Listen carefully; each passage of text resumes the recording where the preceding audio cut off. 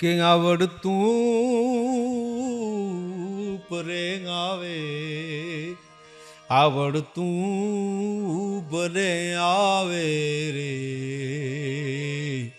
આઈ તને બાળ બોલાવે હે માં તારું બાળક તને ગ્રો લાઈક ગુજરાતી પોડકાસ્ટ સિરીઝના આજના મહેમાન છે જીતુ દાદ, પદ્મશ્રી દાદ બાપુના સુપુત્ર કે જેમણે તેમના પિતાના વારસાને જવાબદારીપૂર્વક અને ગૌરવપૂર્વક આગળ વધાર્યો છે. છેલ્લા 25 વર્ષથી લોક સંગીત અને લોક સાહિત્યથી લોકોના હૃદય સુધી પહોંચ્યા છે. આજના એપિસોડમાં આપણે જાણશું સાચા કલાકાર અને સાચું સાહિત્ય કોને કહેવાય.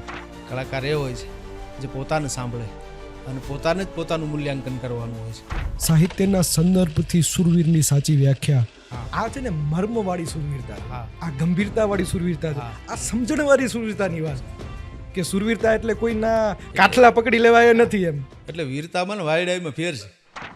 સ્ટેજ અને સાહિત્ય જગતના યાદગાર અને રસપ્રદ પ્રસંગો લોકોને રાજી કરવાના છે એટલે એના આશીર્વાદ મળે એટલે આપણે કહીએ ને કે હે માતાજી લાજ રાખજે. એટલે ઇમાનભાઈ ગઢવી એમ કહેતા કે અત્યાર સુધી તમારી માતાજીએ જ લાજ રાખી છે, હવે હાથે રાખતા શીખી જાઓ.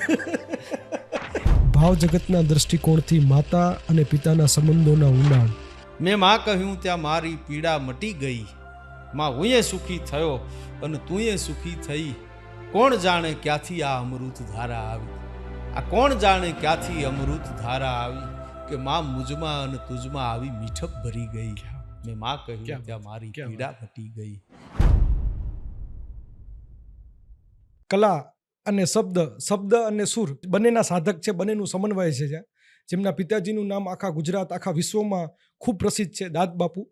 અને પોતે પણ જાહેર જીવન એમનું બહુ લાંબુ છે, 23-24 વર્ષથી મને લાગે છે ભાઈ. મારા પોડકાસ્ટમાં આગળ પણ મહત્ત્વના લોકો આવ્યા છે અને હજી આગળ આવશે. પણ આ ભાઈ હું હકથી કહું છું કે આ એકમાત્ર એવા કલાકાર છે કે જેમાં હું એવું કહી શકું કે હું અને મારો પરિવાર હૃદયથી અમે તમારા ચાહક છીએ ભાઈ. જય માતાજી. જય માતાજી ભાઈ, કેમ છો? બસ એકદમ મજા. તમને કેવું લાગે છે? આમ પકડીને લઈ આવે એવું તો છે, તમે તૈયારી વગર આવ્યા છો? નહીં, આમ કળાની સાથે સાહિત્ય સાથે જોડાયેલી વ્યક્તિને એ બોલવાનું હોય, બેસીને બોલવાનું હોય એટલે એની તૈયારીમાં જ હોય. 24 કલાક તૈયારીમાં રહેવાનું છે. બરાબર. કારણ કે સ્ટેજ ઉપર જે બોલીએ છીએ એ જ વાતો સ્ટેજની નીચે કરીએ છીએ. બરાબર. એટલે બહુ તૈયારી કરવી પડતી નથી. ભાઈ, મેં તમને આપણે મળ્યા ત્યારે પણ વાત કરી કે જ્યારે અમારા જેવા લોકો જે આપને સ્ટેજ પર સાંભળે છે ને એને એક વિશેષ આનંદ હોય જ્યારે એ વ્યક્તિગત રીતે એ કલાકારથી વાત કરે. તમે તમારા જીવનમાં એ અનુભવ કર્યો હશે. જી. હવે હું એવા ચાહકોનો પ્રતિનિધિ છું જી કે જેને તમારાથી વાત કરવી છે, જેને તમારા વિશે વધારે જાણવું છે, જે તમે સ્ટેજ પર તમે ભલે જે બોલો છો પણ અમને આજે કંઈક સ્ટેજ પર ન બોલતા હોય એવું પણ જાણવું છે. અચ્છા. સૌથી પહેલાં તો ભાઈ આપના બાળપણથી લઈને તમારું અત્યાર સુધીનું જે જીવન છે જેમાં દાદ બાપુને ભલે આપ યાદ કરો, તમે બધી જગ્યાએ યાદ કર્યા છે, પણ એના વિશેષ કોઈ એવી વાત તમે અમને કરી શકો કે જે તમને કલા ક્ષેત્રના તમારા ટ્રાન્ઝિશન હોય, કલા ક્ષેત્રનો જે પડાવ છે એનામાં તમને એવું લાગ્યું હોય કે હું આ 1, 2, 3, 4 અલગ અલગ સ્ટેજ પર શીખ્યું છું. તમે હર વખતે એવું શબ્દ વાપરો છો કે હું શીખું છું, તો એ પડાવ વિશે વાત કરો. આપે કીધું એમ મારા પિતાશ્રી ગુજરાતના એક મૂર્ધન્ય કવિ તરીકે પ્રસ્થાપિત થયેલા અને મેં જ્યારે મારી સમજણ કેળવાણી ત્યારે એમનું જીવન મધ્યાને હતું. એમનો સાહિત્યિક એમનો પ્રવાસ, એમની સાહિત્યિક જે સમજણ છે, એમની સાથે બેસનારા સાહિત્યના વિદ્વાનો એ બધાને મેં મારી ઘરે બેસતા જોયા છે, એને સાંભળ્યા છે. મારા બાપુને મેં ખૂબ સાંભળ્યા છે. એટલે શીખવાનું, કારણ કે હું આમ ઘણી જગ્યાએ બોલ્યો છું કે મારા પિતા મારા ગુરુ છે. હું મારા બાપુ પાસેથી જ શીખો છું, જે શીખું છું સાહિત્ય કે ગાવાનું કે જે કાંઈ સૂરની જે સમજણ આવી. એટલે પડાવ તો ઘણા બધા પછી જીવનમાં આવે છે, ઉતાર ચઢાવ આવે. કલાકાર તરીકે આપણને આપણે સાંભળવાના હોય છે. કલાકાર એ હોય છે જે પોતાને સાંભળે અને પોતાને જ પોતાનું મૂલ્યાંકન કરવાનું હોય છે. બીજાનું મૂલ્યાંકન તો કદાચ થોડુંક દોરાવા આમ તેમ થાય, પણ આપણું મૂલ્યાંકન આપણા વિશે બહુ સચોટ હોય.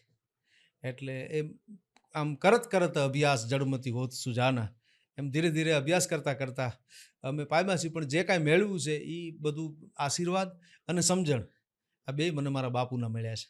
મારા બાપુના આશીર્વાદ પણ મને મળ્યા છે અને એમની સમજણ પણ મને મળી છે. એક સ્તર એવો આવે ને જ્યાં આપણે એ લાગણી થાય કે હવે હું કંઈક સારું કરું છું, તો એવા કોઈ આપના સ્તર કે એવી ઘટનાઓ છે કે જ્યાં તમને એમ પોતાને ગમ્યું હોય કે હા, આ એવું હું ઘણી કામ. વાર થાય. એવા આમાં દાદ બાપુએ એક જગ્યાએ લખ્યું છે કે નકરી વાહ વાહથી કાંઈ નહીં વળે, એમાં કોઈક પરખંદા પીરનો હકાર જોઈએ. કોઈ વાહ વાહનો પણ એક મહિમા છે, પણ કોઈક પારખનાર માણસ, જાણકાર માણસ જ્યારે માથું હલાવે. આપણે ચારણ સાહિત્યમાં એક દુહો પણ છે કે જાકો લાગે તુરત હી સિર ન ડોલે સુજાન, જાકો લાગે તુરત હી સિર ના ડોલે સુજાન, તો ન વહ કવિત ન ગીત હૈ, ન વહ તાન ન બાન. ક્યાં વાત છે. સુજાન માણસનું માથું હલે ત્યારે તમને વિશેષ આનંદ થાય, જાણકાર માણસ. એટલે હું ઘણા બધા લોકોની સામે ગાવા બોલવાનું મળ્યું. એમાં મારા બાપુની સામે બેસીને પણ હું ગાતો, એ સાંભળતા હોય ને હું ગાઉં.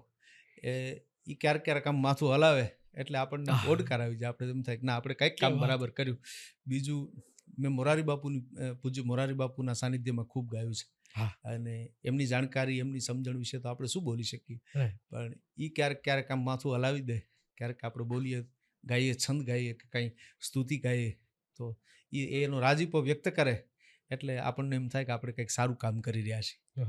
તમે એક જગ્યાએ શરૂઆતમાં મરીઝની એક રચના બહુ સરસ બોલ્યા હતા, અને પછી એ રચનાને ઈશ્વરદાસજીની અવધ નિર્તલ અંજલિ એના સાથે હા. સરખાવી હતી. હા, પણ મરીઝની એક બહુ સરસ છે, એના પુસ્તકની પાછળ છે કે જ્યારે કલા કલા નહીં જીવન બની જશે ત્યારે મારું કવન જગતનું નિવેદન બની જશે. બહુ પણ સરસ. તમારું તો 2 પેઢી એવી છે કે જે કલાને જીવન બનાવી ચૂકી છે. હા, તો આ કલામય જીવન છે, એના એવા સબળા ને દુઃખદ પાસા છે કોઈ જે તમે શેર કરવા માંગો? આમ તો આપણી ચારણ પરંપરા એ સાહિત્ય અને કળા સાથે જોડાયેલી છે, આપણી પરંપરા. અને મારી પરંપરામાં મારી પેઢીઓમાં એવું કહેવાય છે કે દર ત્રીજી પેઢી એક કવિ થાય છે. મિશણ શાખના અમે ચારણો છીએ, અને એમાં સૂર્યમલજી મિશણ, હરદાસજી મિશણ, અચળદાસજી મિશણ, પરબતજી મિશણ, જીવાબાપુ મિશણ જે વાર્તાકાર હતા એ સમયના. હું તો કહું છું, ચારણની ઓળખાણ એ કવિતા અને વાત એ બે ચારણની ઓળખાણ છે. હું એક ગાયક છું, પણ ચારણની ઓળખાણ, પારંપરિક ઓળખાણ એ ગાયન નથી. કારણ કે ચારણ ગાયનના ક્ષેત્રનો માણસ નહીં.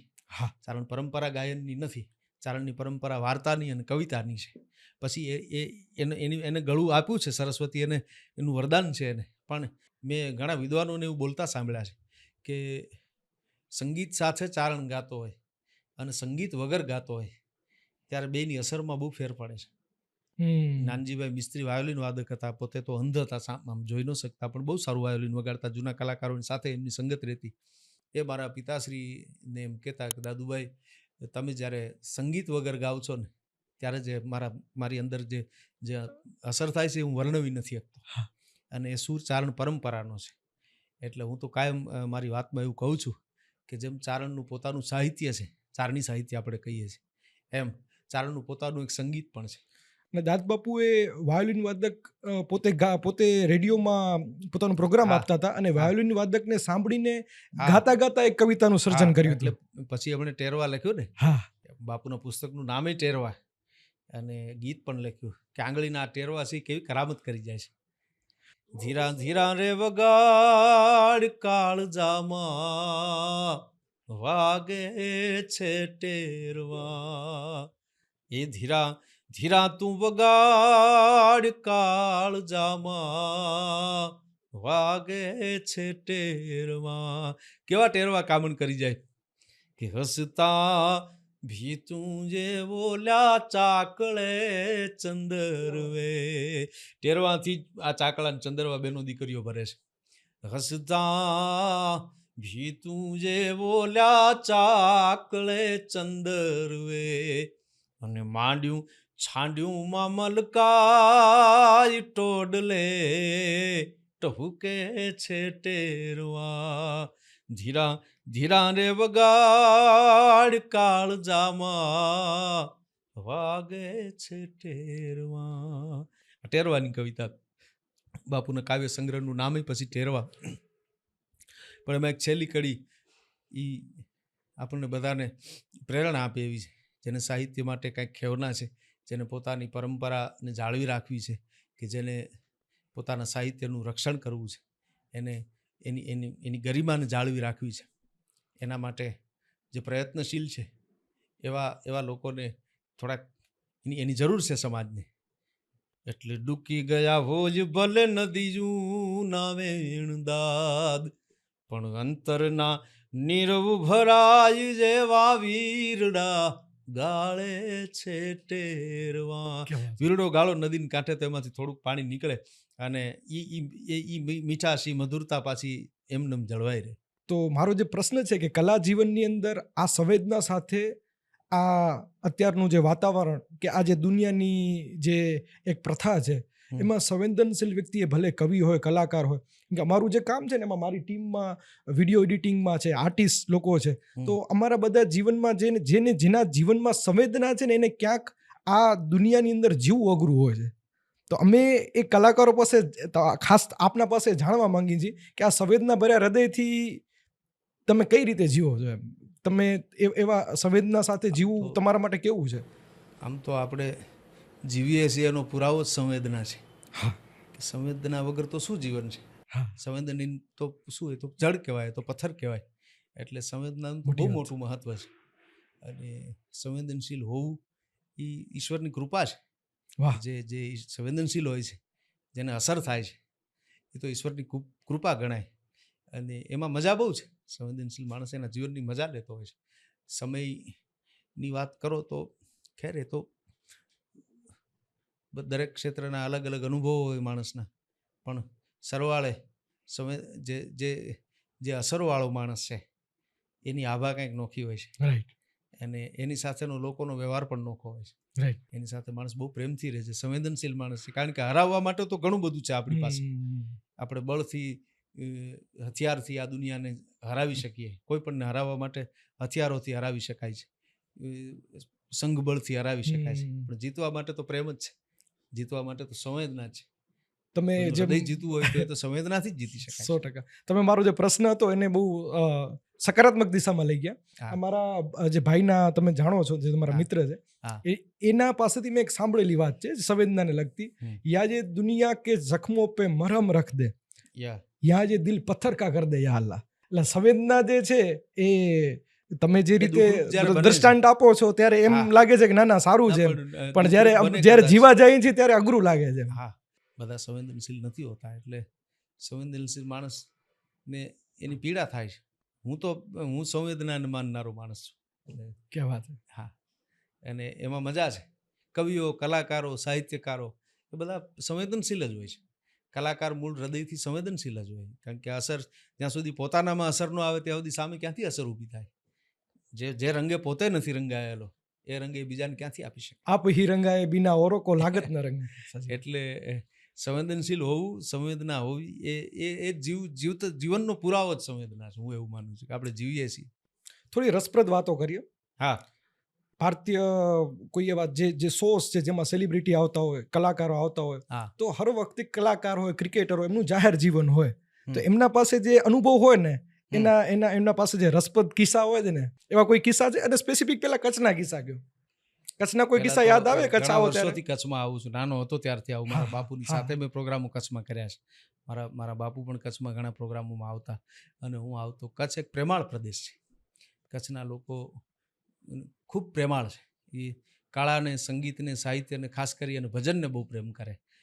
ભજનાનંદી આત્માઓ તમારે ગોતવા હોય તો કચ્છમાં ગામડેથી તમને મળી જાય. પછી તો આપણી જ હુવાણ હોય, આપણો જ આનંદ હોય. એટલે અમે મંચના કલાકારો છીએ તો અમે એકબીજાની હુવાણો કરીએ અને આનંદ કરીએ મંચ ઉપરથી. અમારે એક માનભાઈ ગઢવી થાન હતા, વડીલ હતા મારા પિતાશ્રીની ઉંમરના. એ બહુ આનંદી હતા. એને બધા ઘણા કલાકારો એમનો ઉલ્લેખ કરે. અમે સ્ટેજ ઉપર ચડીએ એટલે અમારા વડીલો પાસેથી જ અમે શીખેલા અને એ એના વડીલો પાસેથી શીખ્યા છે. એટલે આપણે આમ સ્ટેજને પગે લાગી અને માતાજીને એવું કહીએ કે હે માતાજી, લાજ રાખજે, કારણ કે આપણે ગાવાનું છે, બોલવાનું છે, લોકોને રાજી કરવાના છે. એટલે એના આશીર્વાદ મળે. એટલે આપણે કહીએ ને કે હે માતાજી, લાજ રાખજે. એટલે માનભાઈ ગઢવી એમ કહેતા કે અત્યાર સુધી તમારી માતાજીએ જ લાજ રાખી છે, હવે હાથે રાખતા શીખી જાય. આ તમારું અત્યાર સુધી હાલે છે એ માતાજી લાજ રાખે છે એટલે જ હાલે. વ્યંગ. એટલે આવા ઘણું બધું અમારે મંચ ઉપરથી ઘણું બધું બોલાતું પણ હોય. પછી ભૂલો ઘણી થાય, કારણ કે બોલતા આપણે કંઈક ભૂલી જઈએ તો એ લોકો સુધી વાત પહોંચે એ પહેલાં અમારા કલાકારો સુધી પહોંચી ગઈ હોય, કારણ કે વો તો ખગ હી જાનત ખગ કી ભાષા એવું હોય ને, એટલે એ ઓળખી જાય. કારણ કે સ્ટેજ ઉપર ગાવું, બોલવું, પરફોર્મ કરવું, લાઈવ પરફોર્મ કરવું એ બહુ અઘરો વિષય છે. બરાબર. ઘણા લોકો એમ આમ બહુ લાઇટલી લેતા હોય કે આ કલાકારો તો હાવ સહજ, એને શું આમ કંઈ એટલી બધી મહેનતનું કામ નથી આ. પણ બહુ મહેનતનું કામ, એમાં અત્યારે તો બહુ જ મહેનતનું. કારણ કે મીડિયાના હવે લીધે કોઈ કટ છે ઈ હા, કારણ કે નાનકડું હવે તો કાપીને શું છે કોઈ કે મોકલી દે. લોકોની ક્યારે લોકોની લાગણીને ઠેસ પહોંચી જાય એ નક્કી નથી રહેતું. અને સાહિત્યકાર મુક્ત નથી, વક્તા પણ મુક્ત નથી, બોલનાર સાચી મુક્ત વાત છે. નથી. એને બંધન છે. બંધન છે. એને જે બોલવું જોઈએ અથવા તો એને કંઈક બોલવું હોય તો પણ એ બોલી શકતો નથી. બોલે તો એને એના પરિણામો, અને જાણકાર માણસો ઠપકો દે તો મીઠોય લાગે, પણ જે જાણતા નથી એવા લોકો પાસેથી એને સાંભળવું પડે છે. હવે તો આ તમે સાંભળ્યું છે એવું? ના, મને માતાજીની દયાથી હજી વાંધો નથી આવ્યો. મારો વિષય એવો છે, હું કાવ્ય કવિતા અને ગીતો, ડાળના ગીતો, લોક સાહિત્ય એ વિષયને લઈને આવ્યો છું. એટલે એમાં તો જે પારંપરિક જે આવ્યું છે એ જ મારે રજૂ કરવાનું છે. બરાબર. અને બહુ સભાન રહ્યો છું અત્યાર સુધી, માતાજી રાખ્યો છે સભાન. હમ. એટલે આપણે કોઈ બહુ જાજુ કોઈને તકલીફ પહોંચે, કોઈને ઠેસ પહોંચે એવું બોલતા નથી. ભગવતી બોલવા દેતી નથી. મારા બે અનુભવ કહું તમારા હમ. સ્ટેજના. શંભુદાન બાપુનું શતાબ્દી મહોત્સવ હતું ત્યારે આપ આવ્યા હતા, હાજી. અને ઘણા વર્ષ થયા ને. હા. હું ત્યારે કોલેજના પહેલા બીજા વર્ષમાં હતો, અને મને એટલી હા. મેં મારા બાપુજી પાસે સાંભળ્યું, બાકી હું પહેલેથી બહાર ભણતા એટલે હા. બહુ ઓછું આવવાનું હતું. હા. ત્યારે તમે એક નવી કવિતા રજૂ કરી હતી દાદ બાપુની, સિંહ સૂતું રહ્યું અને પાણી પી ગયું હરણ. હા. એ હૃદયસ્પર્શી હતી. હા. બીજી એક ઘટના કહું, આ બહુ સાચી ઘટના છે, સત્ય ઘટના છે, આમાં કોઈ મિલાવટ નથી. હું મારો બિઝનેસ મેં સ્ટાર્ટ કર્યો અને 3 વર્ષ ખૂબ સ્ટ્રગલ હતી, જે બધાને હોય, એમાં કોઈ નવાઈ નથી. અને પેલા જે આપણા ચારણોના સંસ્કાર, કે આપણે જે રીતે મોટા થયા હોય, આપણે કોઈ નબળો વિચાર કે નબળી વાત, કોઈની તાનાશાહી આપણે સહન ન કરી શકીને આપણે આપણી રીતે જીવીએ, એ રીતે ઉછેર થયેલો. પણ જ્યારે તમારો ટીવી કારની અંદર તમારું ચાલુ હતું પ્રોગ્રામ, લાઈવ પ્રોગ્રામનું, એની અંદર તમે છે ને સુરવીરના લક્ષણોની વાત કરી હતી. હા. અને એનામાં મને ઝાટકો એ લાગ્યો કે તમે એમ કીધું કે જે ચિંતા કરે ને એ સુરવીર નહીં. તો ત્યારે મનમાં એમ થયું કે જે આપણે પોતાને માનીએ છીએ એનામાં ઘણી ખોટ છે હજી. અને એ વાત મને ખૂબ હૃદયસ્પર્શી લાગી હતી. અને તમે સુરવીરના જે લક્ષણો ગણાવ્યા ને, છે બહુ જૂનું, એના આધારે હું વાત કરતો હતો કે મર્દ શીશ પર નવે, મર્દ બોલી પહેચાને, મર્દ ખિલાવે ખાય, મર્દ ચિંતા નહીં માને, મર્દ દેહી ઓર લેહી, મર્દ को मर्द ही आवे तो गहिरे सांकरे काम, मर्द को मर्द बचावे, कहे मर्द उन्हीं को जानिए जो सुख दुख साथी कर्म के, बैताल कहे विक्रम सुनो वो लक्षण सब मर्द के. આટલા લક્ષણો એને ગણાવ્યા છે. મર્દ શીશ પર નવે, મર્દ બોલી પહેચાને, જે સદગુરુના ચરણમાં, દેવસ્થાનોમાં ભગવાનના ચરણે નમતો હોય, એમ ઠૂઠે ઠૂઠ ન હોય મર્દ. સુરવીર માણસ પણ વિનમ્ર હોય, જે નમતો હોય. મર્દ શીશ પર નવે, મર્દ બોલી પહેચાને, જેને વાતની ઓળખાણ હોય, વાતને ઓળખી જાય, થોડામાં જાજુ સમજી જાય, એને મર્દ કીધો. મર્દ બોલી પહેચાને, મર્દ ખિલાવે ખાય, એને ખવડાવતા પણ આવડે અને ખાતાય આવડે. બે વાત છે. મર્દ ખિલાવે ખાય, મર્દ ચિંતા નહીં માને. ચિંતા હોય નહીં એવું નથી, પણ ચિંતાને માને નહીં. ચિંતાને ચિંતા ગણે નહીં. ચિંતા તો આવે માણસના જીવનમાં, એ તો મર્દ ચિંતા નહીં માને, મર્દ દેહી ઓર લે, દેતાય આવડે ને લેતાય આવડે. મર્દ દેહી ઓર લેહી, મર્દ કો મર્દ હી આવે, ગહીરે સાંકરે કામ, હકડામણીમાં કામ આવે. જેથી કોઈ હાથ ન ચાલતું હોય, જેથી કોઈ આવકારો ન દેતું હોય, જેથી કોઈ એનો સાથ ન દેતું હોય, ત્યારે જે સાથ દે એ સુરવીરતાની નિશાની છે.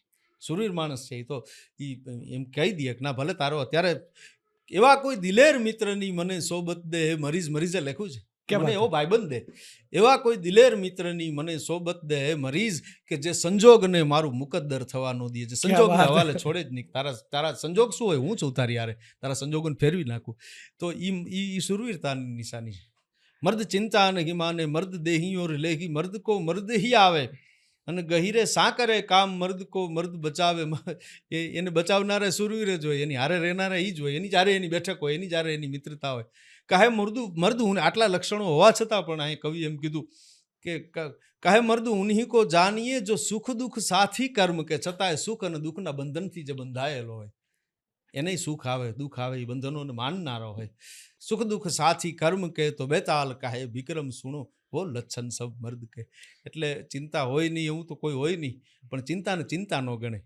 જે આપણે ત્યાં એક શબ્દ ફિક્ર છે કી ફાકી કરે વાકો નામ હા, ફકીર. આપણે ત્યાં એક શબ્દ છે કે કોઈ વ્યક્તિ બહુ ડાયો હોય અથવા તો આમ એનું મોભાદાર માણસ હોય અને જીવનશૈલી એવી સ્થિર હોય તો એના માટે આપણે શબ્દ પ્રયોગ કરીએ છીએ ફલાણા ભાઈ તો અડાભીડ છે.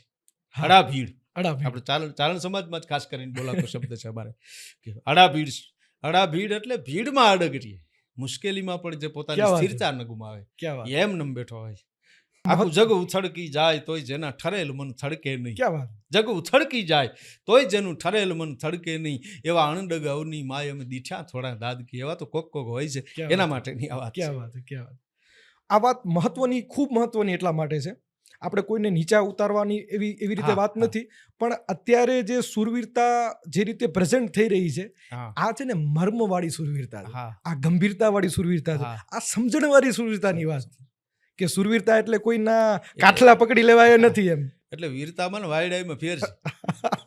વીરતા અને વાયડાઈ બે અલગ વિષયો છે, આપણે એને ભેગા ન કરીએ. ભેગા ન થાય.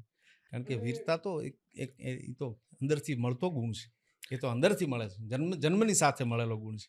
અને અમને ખૂબ ગર્વ છે અને અમને અભિમાન છે અને અમે સૌભાગ્યશાળી છીએ કે અમારા પાસે આજની તારીખમાં એવા કલાકાર છે, અરે, એવા જાહેર જીવનના લોકો છે કે જે આ મર્મ છે ને એ અમને આપી શકે છે, આ સમાજને આપી શકે છે. આ ખૂબ આનંદની કવિ વાત કાગ છે. બાપુએ એક જગ્યાએ કીધું છે કે રસોઈમાં ભળેલું ઝેર એ તો જે એને આરોગશે 5, 25, 50 માણસો એને અસર કરશે. એ ઝેરની અસર તો હોય જ છે, પણ એ 5, 25 જણા પૂરતી છે. પણ કાનમાં રેડેલું ઝેર છે એ તો લાખો લોકોને મૂર્છિત ક્યાં વાત કરશે, છે. લાખો લોકોને અસર કરશે. એટલે માણસે એવી વાતો કરવી જોઈએ, ખાસ કરી અને જેનું કામ લોકો, જેની પાસેથી લોકો કંઈક પ્રેરણા લે છે, જેની પાસેથી. કારણ કે તમારો કહેવાનો મર્મ હું સમજુ છું કે અત્યારનું વાતાવરણ એ પ્રકારનું નથી કે એમાં લોકો એવા પોઈન્ટ અથવા તો એવા ડાયલોગ તૈયાર કરી લે છે કે જે બોલવાથી કોઈ ગેરમાર્ગે દોરાય. યુવાનોને જેની હજી સમજણ કેળવાની નથી, જે કેળવાઈ રહ્યા છે, જેને પૂરતો અભ્યાસ હજી એનો પત્યો નથી, એ હજી આમ કટમાં ઘોડા થનગને આતમ વીજે પાક અણદીઠેલી ભૌમ પર યૌવન માંડે આંખ. હજી તો એની હજી તો એની યુવાની આવી રહી હોય. એટલે એવા લોકો હવે ડાયલોગબાજીથી અંજાઈ જાય ઘણીવાર. ત્યારે સાહિત્યકારની ફરજ તો એ છે કે એણે બહુ એવી જ વાતો કરવી જોઈએ કે જેમાંથી સાહિત્ય મર્મ. બધાનું હિત જળવાય, જેમાં ક્યાં વાત છે. બધાનું હિત જળવાય, કોઈને ક્યાંય કોઈ જરાય જબરદસ્ત વ્યાખ્યા. હા, એવી સાહિત્ય બધાનું હિત જળવાય. ક્યાં બધાનું વાત હિત છે, જળવાય. ક્યાં વાત છે. આનંદ આવી ગયો છે. બોલવાનો મહિમા ઘટે ક્યારે? બોલનારનો મહિમા ઘટી જાય એવું બને. નકર બાત કરી જાને એવો બાત કરા માથે, એમ કહીએ છીએ આપણે. અત્યારના સમયમાં હું અને તમે જોઈ શકીએ છીએ કે બોલે છે બધા, સાંભળનારા ઓછા છે. હા.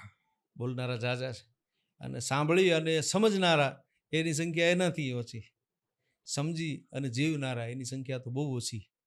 એટલે અધિકાર વગર બોલવું એ બરાબર નહીં. જેનો બોલવાનો અધિકાર છે, એટલે અધિકાર કોને છે ટૂંકમાં? એમાં કોઈ સમાજ વ્યવસ્થામાં કોઈ ઢાંચો નથી ઢળેલો કે ભાઈ આ જ્ઞાતિ જ બોલી શકે, કે આ જ્ઞાતિ ન બોલી શકે, કે આ સમાજ જ બોલી શકે, એવું નહીં. પણ અધિકાર એનો છે કે જેને અભ્યાસ કર્યો છે અને જેની સમજણ કેળવાયેલી છે, જે કારણ કે સમજ્યા વગર શું બોલવાનું? સમજ્યા વગર તો કોઈ કાંઈ બોલી શકે નહીં. એટલે જે સમજદાર છે એને બોલવાનો અધિકાર. અને સમજણ છે ને એ એક વિરાસત છે, એટલું આપણે કબૂલ કરવું પડે. પ્રિય બોલવું સજનતા, દાતા હરી સુરપંત, એતા અભ્યાસે ના મિલે બિના કૃપા ભગવાન. એટલે આપણે તો બહુ કાંઈ પામી શક્યા નથી. હું તો કાંઈ બહુ જાણતો નથી. હું મારા માટે એટલું કહી શકું કે મેં ધ્યાન બહુ રાખ્યું છે, ખૂબ ધ્યાન રાખ્યું છે બોલવામાં, ગાવામાં. અને જાણકાર લોકોએ ખૂબ નોંધ લીધી છે આપણાથી, અને ઈશ્વરે લાજ રાખી, ભગવતીએ નોંધ લીધી છે. જે જાણકાર લોકો છે એને ખૂબ નોંધ લીધી છે. અને કોઈ ઓછું બોલતો હોય કે જે ન બોલવાનું બોલતો હોય તો અંતે ડિમાન્ડ સપ્લાય છે ને, સમાજને એ જોઈએ છીએ આપણે. એમને પણ પેલું ન કહી શકીએ. કોઈ ખરાબ મૂવી બનતી હોય તો લોકો જુએ છે, તો એ સમાજનું પ્રતિબિંબ જ છે. પણ આ સમયની અંદર મર્મવાળું સાહિત્ય કે સાહિત્યને સાચા અર્થમાં પીરસવું એ અઘરું કામ છે ને આપ એ કરો છો.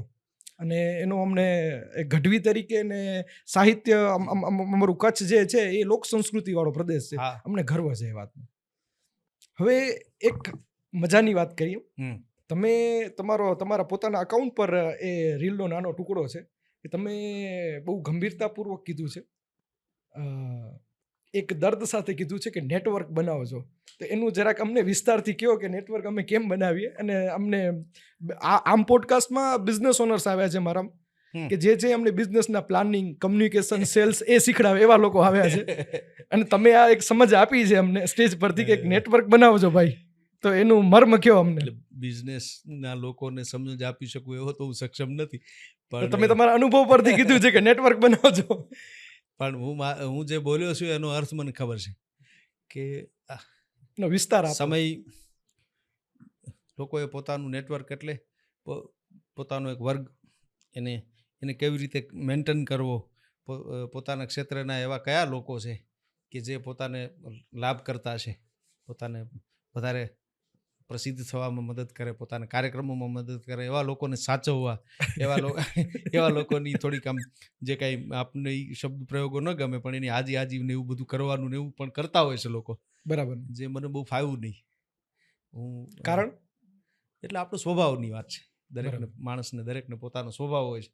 બરાબર. અને એવા વાતાવરણમાંથી આપણે આવ્યા છીએ, એવું જોઈને આવ્યા છીએ, એવા લોકોને જોઈને આવ્યા છીએ. ઘડતર એ પ્રકારનું છે કે આપણે બહુ જાજુ દેખાવ નથી કરી શકતા. આપણા હૃદયમાં હોય છે એ જ આપણે બતાવી શકીએ છીએ. પ્રકૃતિ પ્રેમી કવિના દીકરા છો તમે. હા. તો તમે તમારી પ્રકૃતિને જાળવી હા. રાખી છે. પોતાના લાભ માટે માણસ કરતો હોય છે બધું. એ પણ એક એની મૂળ તો એનો અંદરનો ભાવ તો એને પોતાને પ્રસિદ્ધ થવાનો કે પોતાને લાભ થાય એના માટેનો હોય છે. એક ચારણ પરંપરા એવી છે, આ થોડી ગંભીર બાબત છે કે ચારણ એના મિજાજથી અલગ રહીને જીવી શકતો નથી. અંદરનું ચારણપણું જે છે એ બધી વાતની હા ન પાડે, બધી વાતની અંદરથી હા ન આવે. તો જ્યાં આપણને એમ થાય કે આને બિરદાવવા જેવો છે તો આપણે બહુ ખુલ્લા મનથી એને બિરદાવીએ, એને બહુ હૃદયથી બિરદાવીએ. કારણ કે આપણું કામ છે ચારણ કીર્તિ પ્રસારણ, ચારણ મંડળ દેવ સભાકા, સબકો કાર્ય સુધારણ ચારણ, ચારણ આત્મજ શૈલ સુતાકા, ચારણના લક્ષણો ગણ્યા છે. ચારણ ધારણ નીતિ સદાઉર, ચારણ મેં ગુણ શ્રેષ્ઠ ક્ષમાકા, તો ચારણ પિંગલ શાસ્ત્ર પડે અરુ, ચારણ બોલ અડોલ સુતાકા. એટલે કીર્તિ કોઈ ગુણવાન માણસના ગુણની વાત કરવામાં આપણને બહુ વાંધો નથી, પણ જેનામાં ગુણ નથી તો એની વાત આપણે એની અપકીર્તિ ન ગાઈએ, પણ મૂંગા તો રહીએ, એના માટે બહુ બોલીએ નહીં. એ કદાચ વ્યક્તિ વિશેષ ન હોય હા. પણ એ સંદર્ભ વિશેષ વાત હોય, હા. ગુણ વિશેષ વાત હોય. એ હા. વ્યક્તિના કોઈ પ્રશંસામાં નહીં પણ એના ગુણની પ્રશંસામાં હોય. ગુણની જ અહીંયા પ્રશંસા જે થાય છે ગુણ, એમાં બે વાત છે. જો પ્રશંસા એક એવો વિષય છે કે આપણે કોઈની પ્રશંસા કરીએ ને ત્યારે એનામાં ગુણ હોય એટલે આપણે એની પ્રશંસા કરીએ. અને બીજો એક વિષય એ છે કે આપણે એની પ્રશંસા કરી છે એટલે હવે એને એ ગુણ કેળવ્યા વગર છૂટકો નહીં. એ સદગુણને એને ટકાવી પણ રાખવાનો છે, કારણ કે કોઈ એના માટે એ સદગુણ માટે બોલ્યું છે, કોઈ એને જાહેરમાં એક સદગુણને કીધું છે, ફલાણા ભાઈ દાતાર છે, ફલાણા ભાઈ સુરવીર છે, ફલાણા ભાઈ સ્નેહ પ્રેમાળ છે, તો એને એ સદગુણને ટકાવી પણ રાખવાનો છે, કારણ કે એ વિષય એના માટે બોલાઈ ગયેલો છે ઓલરેડી. એક અતિ પ્રિયકર વસ્તુ છે હમ. આઈ તું ઉપરે આવે, જેની અંદર છે ને હમ. એક બાળકનું ઉપરાણો લેવા જે એની માં આવે એવો ભાવ પ્રગટ થાય છે. અને તમે ઘણી બધી વાર તમારા અકાઉન્ટ પર સૌથી વધારે ફ્રીક્વન્સીમાં એ છે, એટલે મને લાગે છે તમને પણ વધારે ગમે છે. અતિ પ્રિય, મારી પ્રાર્થના છે. આપણે ત્યાં ચારણ પરંપરામાં ચરજ ગવાય, ભાવ ગવાય, હોળા ગવાય, એ બધું ગવાય છે. એમાં એક ગાયકીના પ્રકારને જ ભાવ કહેવામાં આવ્યો છે કે હું માતાજીનો ભાવ રજૂ કરું છું. એટલે આ ભાવ છે, આવડતું ઉપરે આવે, એ દાદ બાપુનો લખેલો ભાવ છે. અને જેમ તમે કીધું કે જો માં છે એ તો માં છે, અને પણ એમાં એવું કીધું છે કે બાળક જ્યારે રાડ પાડે, બાળક જ્યારે હાથ કરે, ક્યારેક જ્યારે એને કોઈ મુશ્કેલી પડી હોય, કોઈક એને હેરાન કર્યું હોય, અને હે માં એમ કરી જે બાળક હાથ કરે, અને બાળકનો હાથ એટલે એની રાવ સાંભળી અને માં એનું ઉપરાણું લેવા જે જાતી હોય ને ત્યારે એ માં જોવા જેવી હોય, ત્યારે પછી એને કોઈ ન રોકી શકે. એટલે બાળક, હું તો આમ એમ કહું છું કે આમ આપણે સમજણ સંભાળી હોય ત્યારે પહેલી ફરિયાદ લગભગ દરેકે પોતાની માને જ કરી હોય, અને માં જ એનું ઉપરાણું લઈને જાય તો હે માં, હું બાળક ભાવે તને સ્તુતિ કરું છું, મુશ્કેલીમાં છું, નાની મોટી મુશ્કેલી જ હોય તો તું મારું ઉપર લેવા માટે આવે, હે આવડ. કે આવડતું પરે આવે, આવડતું પરે આવે રે,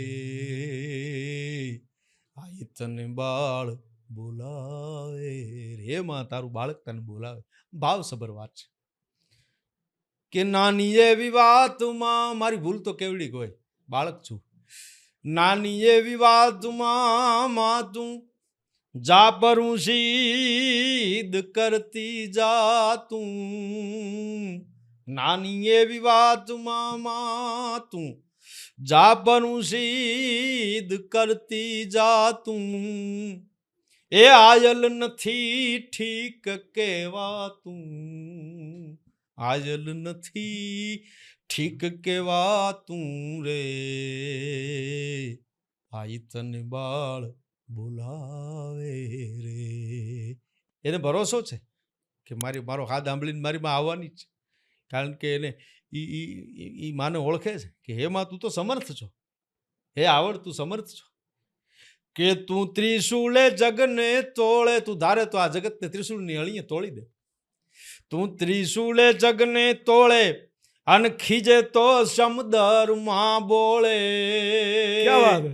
ત્રિશુલે જગને તોળે અને ખીજે તો સમદરમાં બોળે, કોઈથી કાંઈ થાય તો કાંઈ ન થાય, પછી રીસા દેવો આંખડી ચોળે, રીસા દેવો આંખડી ચોળે રે, આઈ તને બાળ બોલાવે રે. તો આ સ્તુતિ છે, પ્રાર્થના મારી તો પ્રાર્થના છે, એટલે હું મારી રોજની બાળપણની આ પ્રાર્થના. હું એક વાત કહું આનામાં જી. કે મને રાવ લઈને જ આવી હોય ને તો મને એક વિચાર હશે, જો હું બાપુજી પાસે જઈશ ને પેલા મને પૂછશે તું સાચો છો કે ખોટો, પણ આ સ્તુતિમાં હું એ જોઉં છું કે મને માં જ નહીં પૂછશે નહીં તું સાચો છો કે ખોટો, હું એમ કહીશ ને મને તકલીફ છે, તેનો ભાવ જ એવો છે, હું એમ કહીશ ને કે માં મને તકલીફ છે તો એ આવશે ઉપર એમ.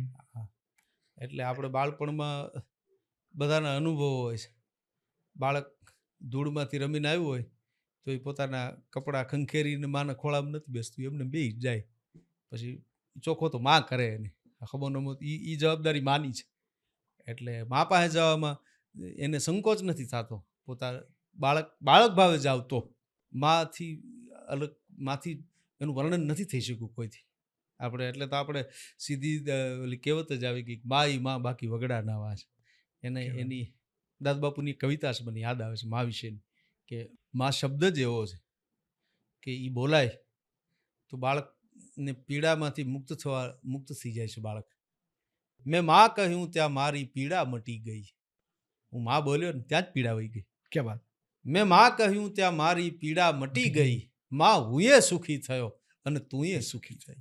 કારણ કે બાળક પીડામાં હોય ત્યાં સુધી માં સુખી ન હોય, એને પણ નિરાશ ત્યારે જ થાય છે જ્યારે એનું બાળક હકોમળું, આપણે હકોમળું શબ્દ છે ચારણ પરંપરામાં, કે એનું બાળક હકોમળું હોય ને ત્યારે જ માં ખુશ રહી શકે છે.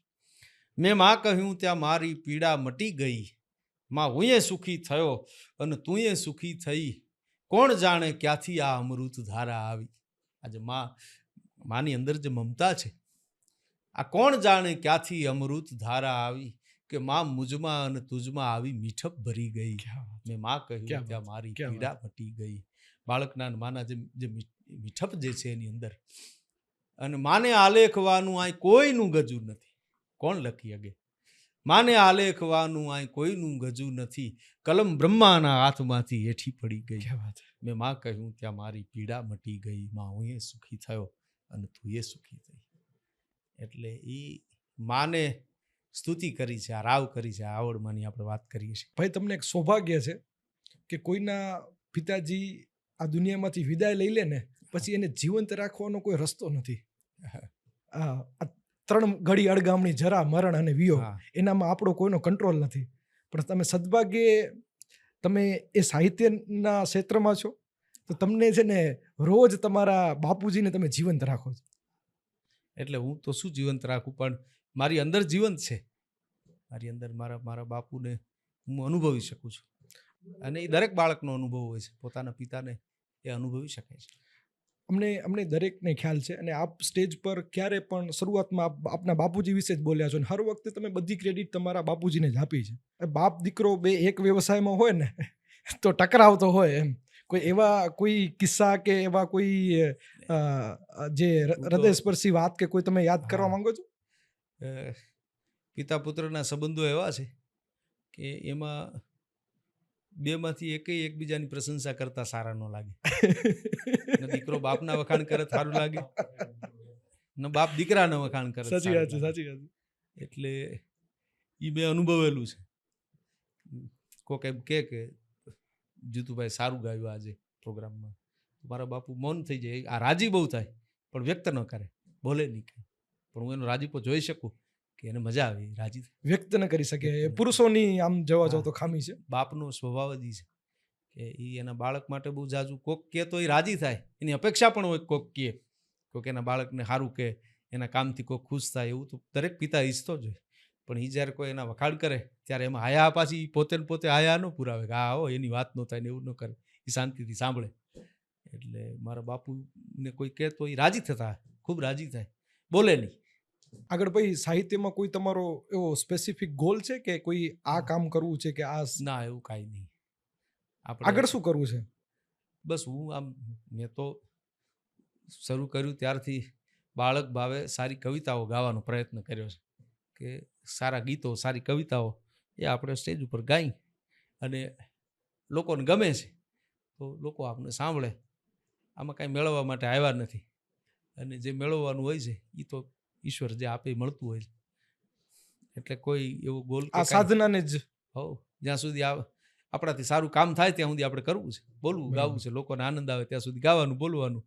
પછી આપણે જ્યારે એમ થશે કે હવે નથી બરાબર કામ થતું, નથી મજા આવતી, તો આમાં કોઈ બાંધી રાખે. રિટાયરમેન્ટ લેવું છે ફ્યુચરમાં, એવું છે કે હિરણ નદીના કિનારે જવું છે કે એવો કોઈ ગોલ બનાવ્યો છે? એટલે વાડી ફાર્મ હાઉસ પર રહેવું છે એવું વિચાર્યું નથી.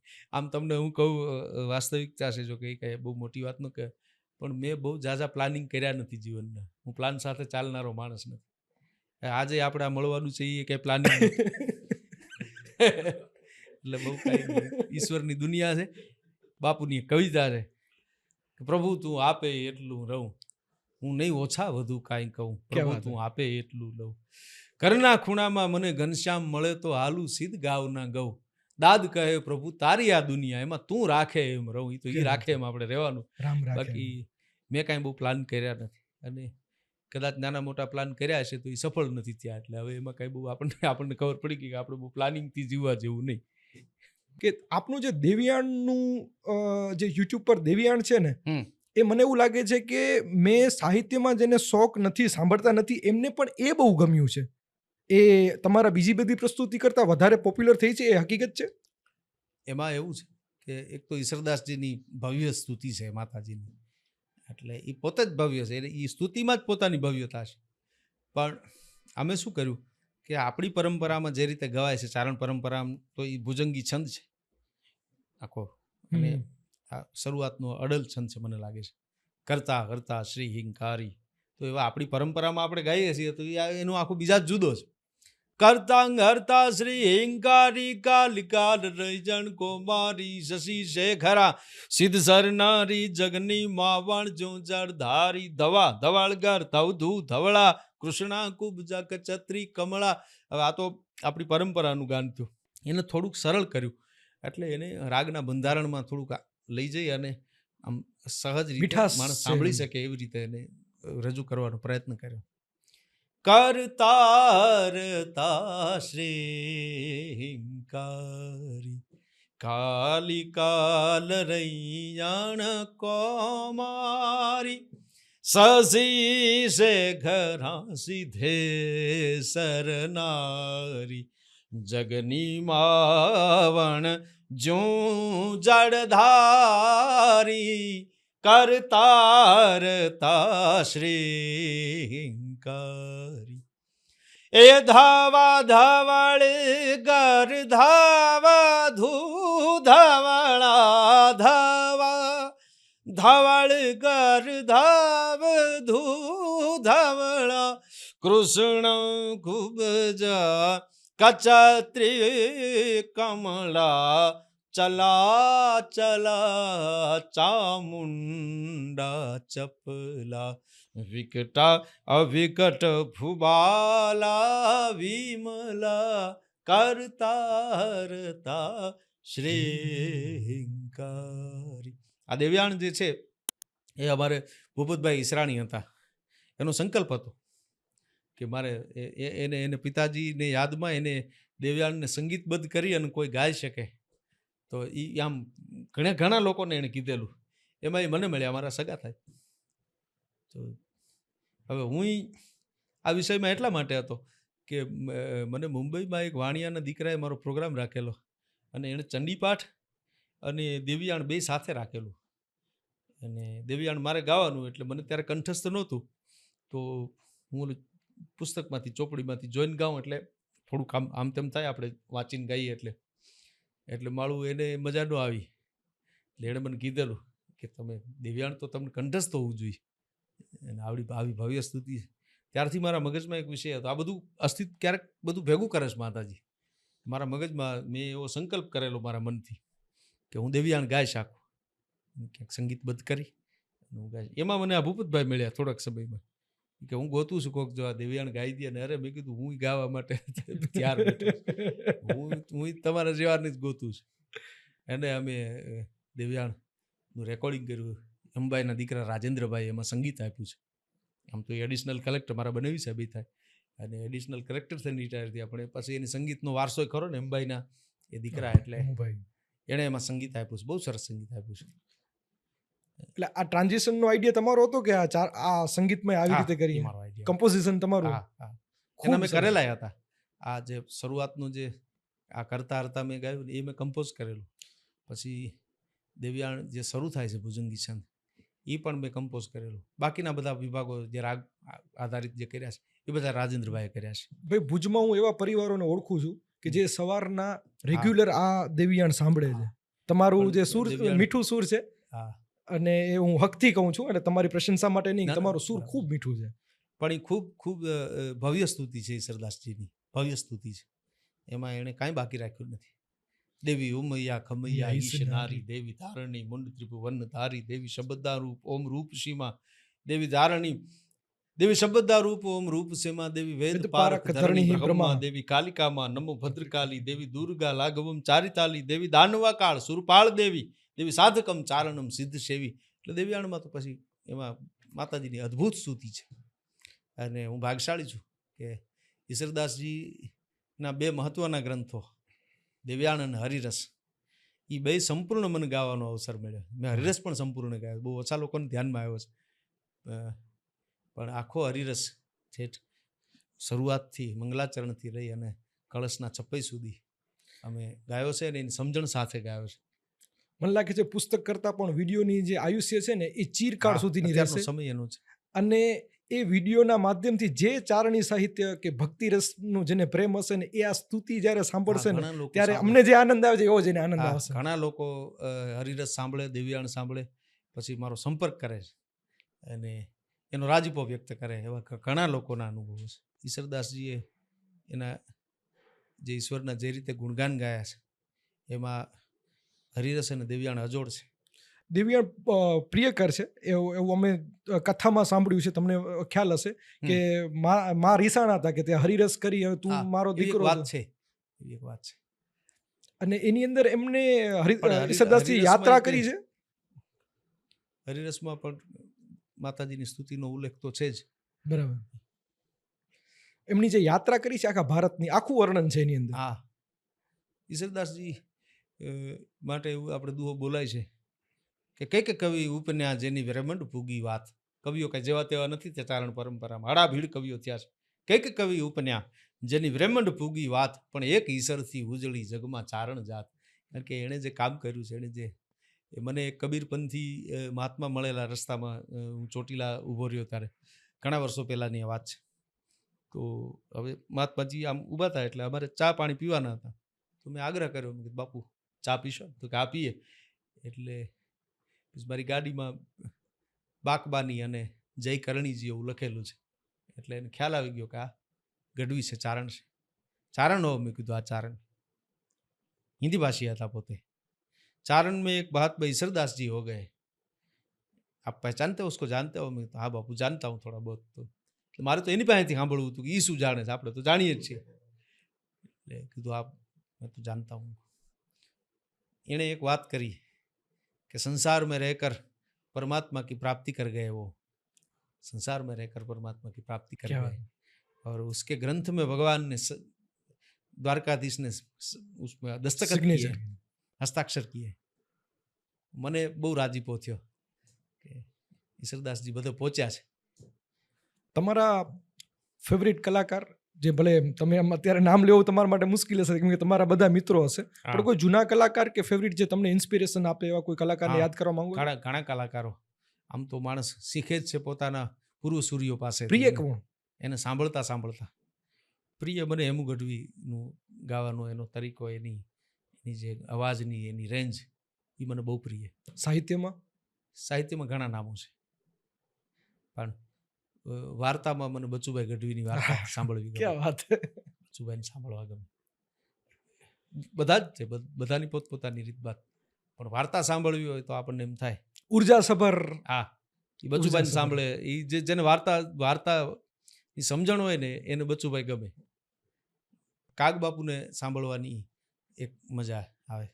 એમની કવિતાઓ તો આપણે ગાઈએ જ છીએ, એમની તો વાત જ આખી જુદી. તો પણ કાગ બાપુ પોતે વક્તવ્ય આપે, બોલે, સાહિત્યની સમજણ આપે તોય બહુ મીઠું લાગે. બરાબર. અને વગર સૂરે વગર તાલે ભગત બાપુ ગાતા હોય તો આપણે વાલું લાગે, આમ ચપટીના તાલે ગાય. ક્યાં વાત. પણ એવું મીઠું લાગે. એની ગોહિલવાડી ભાષા એટલું સરસ લાગે. એટલે જો કાગ બાપુને સાંભળવા ગમે. તમારું આટલું જે જાહેર જીવન છે, તો કુદરતી તમને વ્યક્તિ વિશેષને મળવાનો મોકો મળતો હોય, તો એવા કોઈ વ્યક્તિ વિશેષને યાદ કરો છો જેને એમ તમને એવું લાગ્યું કે આને મળવાથી મજા આવી ગઈ? એમ મને ગાતા બોલતા આમ 25 વર્ષ થાય છે, અને પાછો મારા બાપુનો પણ ઘણા બધા લોકો સાથે આવવા જવાનું થાય. એટલે મોરારી બાપુનું તમે પહેલા જ કીધું કે એમના સાથે વધારે સાનિધ્યમાં તો બાળપણથી બેસવાનું થાય, મારા બાપુની હારે જાવ. બરાબર. અને એમની આખી વાત જ જુદી છે. કેવો અનુભવ? બાપુના સાનિધ્યમાં બેસવું એક લાવો છે. અમને એ લાભ મળ્યો છે. અમે એવું સાંભળીએ છીએ, લોકો વાતચીત થતી હોય જ્યારે કલાકારની, કે જ્યારે કોઈ કલાકાર આમ સ્ટેજ પર પરફોર્મ કરતો હોય ત્યારે અલગ હોય છે, જ્યારે મોરારી બાપુની સામે પરફોર્મ કરતો હોય ત્યારે અલગ હોય છે. સાચી વાત છે? પણ બાપુ તો એમની તો સાધના છે રામાયણની, માનસની, પણ બાપુ જેવા શ્રોતા ન મળે. એક એક વાતને બારીકાઈથી સાંભળે, બધાને સાંભળે. એને જેટલી વાર સાંભળે એટલી વાર એને માણે. બધા કલાકારને કળાના બહુ પારખું છે મોરારી બાપુ, અને એમના લીધે આ ડાયરા અને લોક સંસ્કૃતિને મહત્વ પણ વધારે મળ્યું. બાપુએ ઘણું કામ કર્યું, કલાકારોને પ્રોત્સાહિત કર્યા. એમને ત્યાં સંતવાણી એવોર્ડ અપાય છે, આપણે કાગ એવોર્ડ ભગત બાપુના ફળી અપાય, એ પણ એમની જ પ્રેરણાથી અપાય. બીજા નાટ્ય ક્ષેત્રના કલાકારોને, ફિલ્મ ક્ષેત્રના કલાકારોને હનુમંત એવોર્ડ અપાય છે ત્યાં.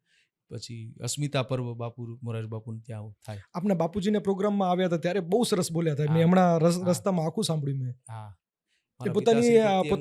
પોતાના સ્કેડ્યુલ મૂકીને આવ્યા હતા, અને એમણે એવી વાત કરી હતી કે આજ મારા માટે સંધ્યા આરતી છે. આપના બાપુજીનું મૌન હતું, પણ પછી મારા બાપુ માટે ખૂબ એમને ભાવ. મારા બાપુને બહુ આદર હતો મોરારી બાપુ માટે. માણસને પોતાની ધરતીનું ગૌરવ હોય છે. એમાં આપણી ભારતની ભૂમિ, એની વંદના દરેક કવિએ કરી છે. દાદ બાપુએ પણ એની વંદના કરી ધરતીને, કે મારી ધરતી છે એમાં એવું છે કે જે આપણે કહી શકીએ કે આ બીજે ક્યાંય ન જોવા મળે, આ બીજી ભૂમિ ઉપર નહીં મળે. એવી ઘણી વાતો ભારતની ધરતીની છે. પોતાની ભૂમિમાં એવું છે કે જે આવો કોઈ દેશ નથી, આવી કોઈ ભૂમિ નથી. શબ્દ એક શોધો અને સંહિતા નીકળે, કૂવો જ્યાં ખોદો ત્યાં સરિતા નીકળે. આ એવી ભૂમિ છે, દૈવતવાળી ભૂમિ. શબ્દ એક શોધો અને સંહિતા નીકળે, કૂવો જ્યાં ખોદો ત્યાં સરિતા નીકળે.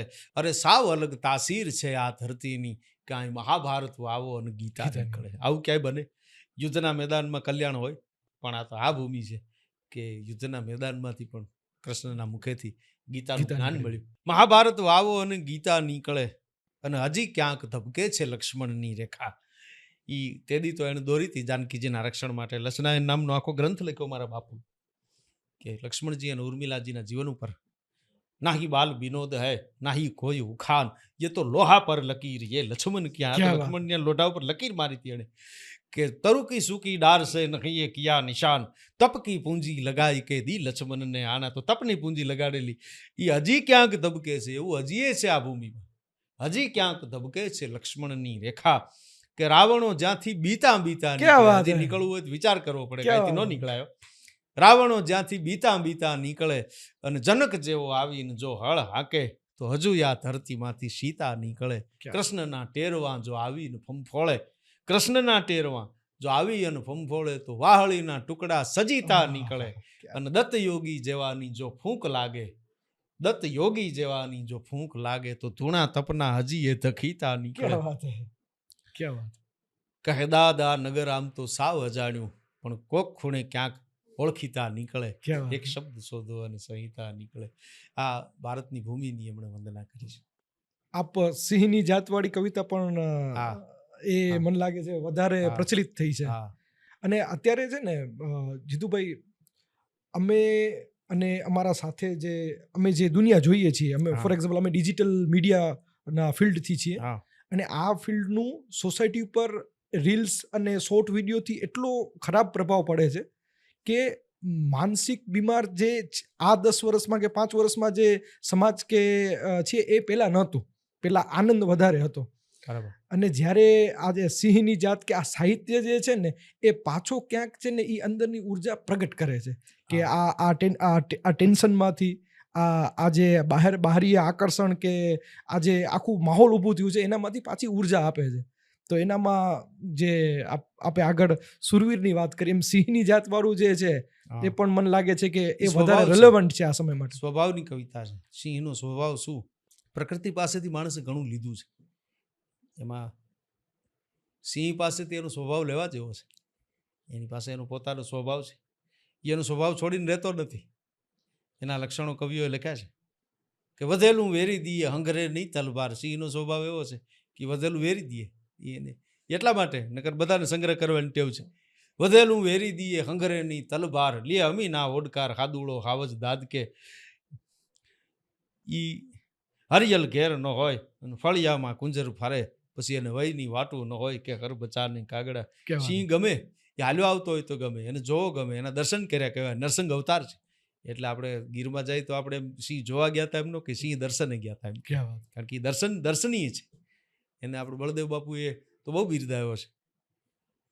એને એક સિંહનું સપાકરું લખ્યું છે, અમે બધા ગાઈએ છીએ કે પંજા નાખતો આવી ગયો સિંહ ડાલા મથો કાળ જાળ ડાઢાળો ગાલી ગયો દેતો ડુંગરા ડણક હાથીયા મૃગારા ઝુંડ ગાલીયા પૃથ્વી રે માથે કરંતા કતારા કેતા કરે ના પણંગ બુહરી લટાળો અતિ ક્રોધ વાળો કોપ કાળો ઢાળે નિશા મોત ઢાળો કરંતો ફુકાર સાંધે ફાળ વિકરાળ કાળ હંદો જાણે કાળ ચૂકે નહીં એક થાપે સાંધિયો શિકાર. આવો સિંહ એ હાલ્યો આવતો હોય તોય ગમે, એનું વર્ણન કવિઓને કરવું ગમે, એની ડણક નાખે તેની ડણક સાંભળવી ગમે. એમાં એની કહેવાળે કંકેરથી જોવું ગમે આપણને. એમ થાય કે ના આ જોવા જેવું છે એની પાસે. એનો સ્વભાવ, એની મસ્તી, એને તમે 1 કલાક સુધી અમે તો અનુભવ કર્યા છે. હવે અમે તો અહીંયા જુનાગઢમાં રહીએ તો પછી સિંહ થોડાક એવા જીવાય છે અમારે કે એ સિંહ દર્શનના શોખીન માણસો, એટલે અમે જઈએ ખરા. તો તમે એની સામે જેટલી વખત બેસો ને એટલી વખત તમને ઓછો લાગે સમય ઓછો લાગે. એમ થાય હજી આની પાસે ઘડીક વાર બેસી, નહીતર પાછું એમાં અને રહેવાનું તો એની અનુકૂળતા મુજબ જ છે. એ તો આપણી અનુકૂળતા મુજબ રહે નહીં, એટલે એની અનુકૂળતા મુજબ રહેવાનું. પણ એવી મજા આવે તમને એના દર્શન કરો ને તો શેર લોહી ચડે. તમે કીધું ને એમ ઉર્જા આવે અંદરથી. એની આંખોમાં એવું રેડિયમ છે કે આમ એની આંખોમાં પણ એવો પ્રકાશ છે, તેજ છે એની આંખો. આમ જટ દઈને કોઈ સામું જોવે નહીં, પણ આમ સામું જોવે ને તો એ જોવા જેવું હોય. સિંહ છે એટલે બહુ બારીકાઈથી તમે જોવો તો સિંહ તો આફ્રિકામાં છે અને આપણે ત્યાં ગીરમાં છે. પણ ગીરના સિંહનો ચહેરો મોરો અને આફ્રિકન સિંહના ચહેરા મોરામાં ફેર છે. આ મનુષ્યની નજીકનો ચહેરો મોરો છે સિંહનો. આપણા સિંહનો ચહેરો મોરો તમે જો તો માણસની નજીક ન લાગે તમને, અને એના ગુણ પણ એવા છે. પણ ગીરની ભૂમિમાં એવું છે અહીંયા ઈ ટુકડો નોખો છે આખો, એની તાસીર નોખી છે હાવ. મારા બાપુ એમ કહેતા કે અમે હિરણને કાંઠે અડધી રાત સુધી બેઠા રહી, કારણ કે પ્રકૃતિના જીવ એ બધા એમાં એની ડણક સંભળાય. પછી એક ઘટના એમણે વર્ણવેલી છે કે અમે આમ એક કેડી, અંધારાને પણ પોતાનું એક અંજવાળું હોય છે. ક્યાં વાત હે. એ કેડી ખાલી જગતી હોય, સફેદ મેઘલી રાત હોય, અંધારું ઘોર હોય, એમાં એક કેડી હોય, તે કેડીનું અંજવાળું હોય. અમે કેડીના અંજવાળા હાલ્યા જાય, એમાં આમ રેડિયમ જેવી હામી બે આંખું દેખાણી. એટલે એમ થયું કે એની હારે હતા કોઈ, એમને કીધું કે બાપુ કંઈ બોલતા નહીં, ખાવડ લાગે છે. એટલે અમે જોઈએ, હવે તો કેડી જતી મારા બાપુ, કે અમે ઊભા રહી ગયા એમને. તો જે ખેડૂત હતો ને હારે, એણે એમ કીધું કે બાપુ આ લાકડી હાથમાં છે ને એ નાખી દો. એટલે અમે ધાડું કરીને લાકડી મૂકી દીધી.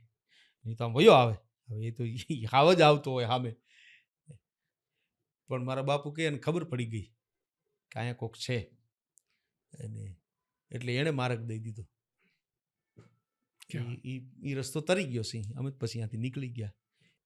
પણ એ ઘટના એમના મગજમાં છેક સુધી હતી. પછી આ સિંહની કવિતા લખી, એમાં એ વાત એમણે લખી છે કે જાત કમાણી કરીને ખાઈ સિંહની જાત, ભૂખો રહીએ પણ કોઈ દી ખડ ન ખાય એ સિંહની જાત. અને મર્યા પછીનો માલ તો ગોલણ ગાડા ભરે, પણ જેનું જીવતા બાવડું ન જલાય એ સિંહની જાત. જે બેઠો હોય ત્યાં સુધી એના મિજાજમાં જ રહીએ, એનો સ્વભાવ છીનવી શકાતો નથી. તરવાર્યું કે ભાલાના ઘા કબૂલ છે, પણ ટુકડાનો ઘા સેહો ન જાય એ સિંહની જાત. એને કોઈ નિરેની ગમતું નથી, એટલે એમાં એ રહે જ નથી એક. નહીંતર તો આ પ્રાણી સંગ્રહાલયોમાં એને બરાબર એની માવજત એને જાળવતા હોય છે લોકો, પણ એમાં એ નૂર નથી, એને મજા નથી. એ તો જંગલનો રાજા છે, એ તો જંગલમાં એની મુક્ત રીતે ફરવા વાળો. અને છાને ખૂણે એકલા કાઈ બીજા કોક, પણ જેની થાળીમાં કંઈક ધરાય છે એની જાત. તો પછી એનું પેટ ભરાય ને એ નીકળી જાય. પછી આતમ બળિયા જે નરા એને સદા પ્રભુની સહાય, એક દુહો છે દાદુ બાપુનો, કે આ એનું આત્મબળ વખણાય છે. અને આ પ્રભુ પણ, ઈશ્વર પણ એને વધારે મદદ કરે છે જે આત્મબળવાળો છે, જેને કોન્ફિડન્સ છે. આતમ બળિયા જે નરા એને સદા પ્રભુની સહાય, વગર ચૂંટાયે સિંહ જુઓ વનરાજા કહેવાય. ચૂંટણી ન થાય પણ રાજા કહેવો પડે, એના આત્મબળથી રાજા છે. એમાં એક કડી જે છે લખી કે મેઘલી રાતે માર્ગ દેતો અમે જોયો છે. ક્યાં વાત હે. એવી રાત હોય તારી આમ આડોથી નીકળી જાય. મેઘલી રાતે માર્ગ દેતો અમે જોયો છે, જેના અંધારે શીલ ઓળખાય ઈ સિંહની. ક્યાં વાત હે. ત્યારે પણ એનું શીલ જે ચૂકતો નથી, એનો સ્વભાવ જે છોડતો નથી. ક્યાં વાત. અને ગીરમાં ઘણા મિત્રો છે મારા, તો એ બધી સિંહની ઘણી વાતો કરે. એ એમ કહે છે કે સૌથી વધારે શાંત સિંહ છે, તો એને ઈશ્વરે એના માટે એ જ વ્યવસ્થા રાખી છે. શિકાર કરવો એ જ એનામાં એ વ્યવસ્થા છે, એને ભોજન મેળવવાની. એટલે ત્યારે તો એ ઉગ્ર હોય છે, પણ બાકીનો સમય સિંહ એકદમ શાંત પ્રકૃતિનો છે. આમાં કોઈ ઉતાવળ નથી, ધીરજ છે. આમ ધીરજથી આપણે જોઈએ તો આપણને ખ્યાલ આવે, બેઠો હોય તો આમ શાંતિથી બેઠો હોય. સિંહ વાર્તા પુસ્તક છે, એનામાં ઘણી સત્ય ઘટનાઓ સિંહ. હા, પણ છે દર્શનીય. સિંહ દર્શનીય, જોવા નથી જવાનું, દર્શન કરવા જવાનું. દર્શન કરવા જેવું છે. દાદુ બાપુએ કર્યું એનું વર્ણન. જોગંત જટાળા ભૂરી લટાળા ચાલ છટાળા ચર્ચાળા. જોગંત જટાળા ભૂરી લટાળા ચાલ છટાળા. હાલ્યો આવતો હોય તો એની છટાથી હાલ્યો આવે. ચાલ છટાળા ચર્ચાળા, ડણકે એની ચર્ચા થાય. હજી ગીરમાં તમે જાઓ ને તો કોકને મળો ને તો 5, 10, 15 મિનિટ તમે ઊભા રહ્યો ને એટલે સિંહની ચર્ચા થાય. હમણાં આમ ક્યાંક હુકતો હતો, તો કે એમ હોય તો હોય, એની માળી આપણને એવી મજા આવે, એમ થાય કે હમણાં હાલો જઈને જલ્દી ત્યાં જાય. ચર્ચા એની ચર્ચા હાલતી હોય. જોગંત જટાળા ભૂરી લટાળા ચાલ છટાળા ચર્ચાળા, ડણકે દાઢાળા સિંહણ બાળા, 10 ગતાળા દહિતાળા મોટા માથાળા, ગજવે ગાળા હિરણિયાળા હુંકારી, હિરણ હલકાળી જોબનવાળી નદી પાળી નખરાળી. ઈ હવે આ તો બધું આપણે માણતા હોય માણે, પણ શું પ્રકૃતિ. એક બાજુ પંખી બોલતા હોય, એક બાજુ મોરલાના ટવકા સાંભળાતા હોય, મેઘલી રાતું હોય, એમાં વળી હાવજને મજા આવે તો એ પાછું ક્યાંક વળી ડણક નાખે અને ડુંગર આમ ગાળા ગાજતા હોય. સમૃદ્ધ છે ગીર, સમૃદ્ધ છે. એટલે જેની વાત સાંભળવામાં એટલો આનંદ આવે છે, તો એ ખરેખર કેટલો આનંદ હશે. અને એમાં એક જો કે એ પોઝિટિવ એનર્જી છે ગીરમાં, પોઝિટિવ હકારાત્મક ઉર્જા જે છે ત્યાં. નહીંતર ઘણી જગ્યાએ તમે જાઓ ને તો ખાલી ખાલી લાગે. ઘણી જગ્યાએ જઈએ તો આમ એમ ક્યારેક આપણું બરાબર ન થાય, જ્યારે ગીરની ભૂમિ છે ને એમાં તમને આનંદ જ આવે, ત્યાં જાઓ તમારો થાક ઉતરી જાય. આ જે પોડકાસ્ટનું નામ છે ગ્રો લાઈક ગુજરાતીના લોગોમાં સિંહ છે. હે ને સિંહ જ હોવો જોઈએ. એટલે આખું શું કહેવાય છે? Grow like Gujarati. Grow like Gujarat. હા, ગ્રો લાઈક ગુજરાત. એને તમે આપણી ગુજરાતની જે ગરિમા છે એને વધારે વધારો એવી મારી શુભકામનાઓ. ખરેખર દિલથી આભાર તમારો. Thank you. જય માતાજી.